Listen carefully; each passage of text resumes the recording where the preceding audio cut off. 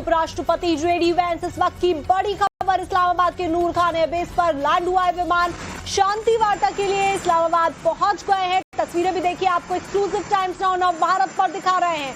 अमेरिकी delegation Iran से बातचीत के लिए पाकिस्तान पहुंच गया है। अमेरिकी डेलीगेशन की अगुवाई जेडी वैंस उपराष्ट्रपति कर रहे हैं। विटकॉफ कुशनर भी इस्लामाबाद पहुंच गए हैं। तस्वीरें सामने आई हैं, गर्मजोशी से उनका स्वागत किया गया है। इस बातचीत पर पूरी दुनिया की निगाहें टिकी हुई हैं और फूलों का गुलदस्ता थमाकर उनको देकर यहाँ पर उनका स्वागत किया गया है। नूर खान एयरबेस पर उनका विमान लैंड हुआ है।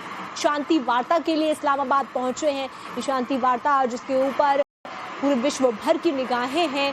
शांति की उम्मीद इस वार्ता से की जा रही है। हालांकि जो शर्तें दोनों ही देश लेकर अपने साथ आ रहे हैं, उसके बाद किस तरीके से हल निकलेगा वो देखने वाली बात होगी। तमाम सवाल हैं, लेकिन तस्वीरें अब सामने आनी शुरू हो गई हैं। जिस तरीके से आज की ये बड़ी बैठक, ये शांति वार्ता जो कि पाकिस्तान में हो रही है, पाकिस्तान मध्यस्थता कर रहा है, ऐसे में पाकिस्तान का जो विवेक है वो भी दांव पर है कि आज की मध्यस्थता क्या सफल होगी या नहीं। जिस तरीके से पाकिस्तान विश्व के पटल पर खुद को एक ऐसे देश के रूप में उभारने की कोशिश में लगा है जो मध्यस्थता करा सकता है या शांति कर सकता है, क्योंकि जिस तरीके की जो छवि पाकिस्तान की है आतंकवाद से जुड़ी हुई, उससे निकलने की कोशिश यहाँ पर। देखिए, तस्वीरें आपको लगातार दिखा रहे हैं। उपराष्ट्रपति जेडी वैंस इन तस्वीरों में नजर आ रहे हैं। इस्लामाबाद के नूर खान एयरबेस पर उनका विमान लैंड हुआ है और यहाँ उनका गर्मजोशी के साथ में स्वागत किया गया है। तो यहाँ गर्मजोशी से उनका स्वागत, आज सभी की निगाहें इस बात पर रहने वाली हैं कि आज की बातचीत में क्या निकलेगा, क्या हल होगा। ये सबसे बड़ा सवाल आज का यही रहने वाला है, जिसका इंतजार दुनिया का हर देश कर रहा है। हर किसी की निगाहें इस वक्त इस्लामाबाद पाकिस्तान पर टिकी हुई हैं। हमारे साथ हमारे संवाददाता अनुज लगातार जुड़े हुए हैं। अनुज, अब ऐसे में उपराष्ट्रपति जेडी वैंस अपनी टीम के साथ, टीम ट्रंप कहेंगे इसे, टीम ट्रंप अब पहुंच चुकी है और कुछ ही देर में टीम ईरान के सामने होगी। किस तरीके से देखा जाएगा इस बैठक को, क्योंकि पूरे विश्व की निगाहें पाकिस्तान पर। अनुज जी बिल्कुल, पूरे दुनिया की निगाहें हैं और जिस तरीके से जेडी वैंस की तस्वीरें भी देखें तो साफ तौर पे ये झलक रहा है कि किस तरीके से जो तमाम शर्तें हैं खासतौर पे अमेरिका की, उसको लेकर वो पहुंचे हैं और जाहिर तौर पर वो अपनी बातें जो हैं वो मनवाने की कोशिश करेंगे। लेकिन जिस तरीके से जेडी वैंस शुरू से ही पक्ष में रहे हैं इस बात के कि कहीं न कहीं बात होनी चाहिए और वो जब यहाँ पे अगुवाई करने के लिए पहुंचे हैं तो उनका रोल भी काफी इंपॉर्टेंट होता है।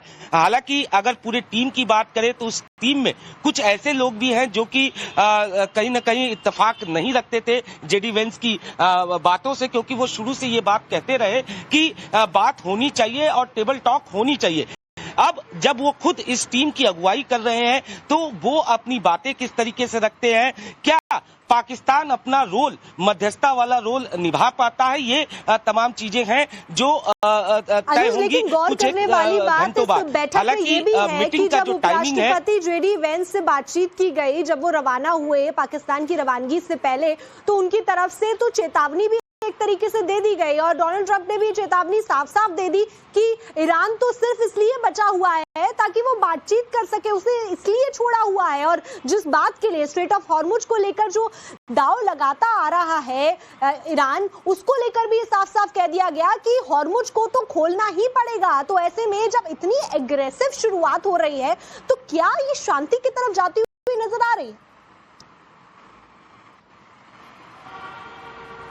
जी बिल्कुल, बड़ा सवाल यही है कि क्या वाकई में, क्योंकि जिस तरीके से डोनाल्ड ट्रंप का बयान सामने आया और उपराष्ट्रपति ने भी जिस तरीके से ये बात कही कि उनकी जो बातें हैं उसे ईरान को मानना ही मानना पड़ेगा, यानी साफ तौर पे ये कहा जा सकता है कि शर्तों को थोपने की कवायद जो है वो कहीं न कहीं अमेरिका की तरफ से किया जाएगा, वहीं दूसरी तरफ ईरान भी अपनी बातों को लेकर एक तरीके से कहा जा सकता है कि अड़िग है।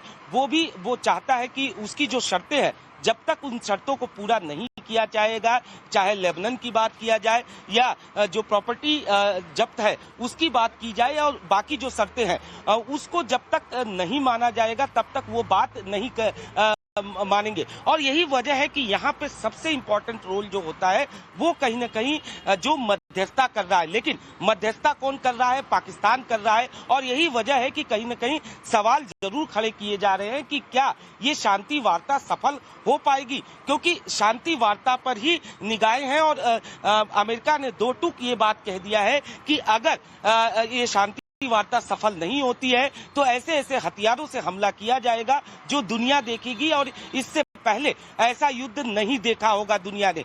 तो निश्चित तौर पर कहीं न कहीं अमेरिका जो है वो अपनी शर्तों को मनवाने की कोशिश करेगा, वहीं ईरान भी अपनी बातों को मनवाने की कोशिश करेगा। लेकिन यहाँ पे पाकिस्तान क्या वो रोल अदा कर पाएगा, ये बड़ा सवाल है, क्योंकि पाकिस्तान की तरफ से कोशिश भले की जा रही है, लेकिन अनुज, यहाँ पे गौर करने वाली बात ये भी है कि आज जो सवाल होने वाले हैं इस बातचीत पर, उन पर भी नजर रहेगी। आपके पास लौटूंगी। इस वक्त एक बड़ी खबर आ रही है, वो भी हमारे दर्शकों को बता देते हैं। शांति वार्ता के बीच में लेबनान पर फिर हमला हुआ है। लेबनान के राफ्ता शहर पर इजराइल का हमला हुआ है। तो देखिए, बातचीत की टेबल पर जहां दोनों मुल्क आ रहे हैं और इस बीच अब लेबनान के राफ्ता शहर पर इजराइल का हमला हुआ है। तस्वीरें भी आपको एक्सक्लूसिव दिखा रहे हैं जो वहां से सामने आ रही हैं। एक तरफ शांति वार्ता और इस शांति वार्ता के बीच में लेबनान के राफ्ता शहर के ऊपर इजराइल का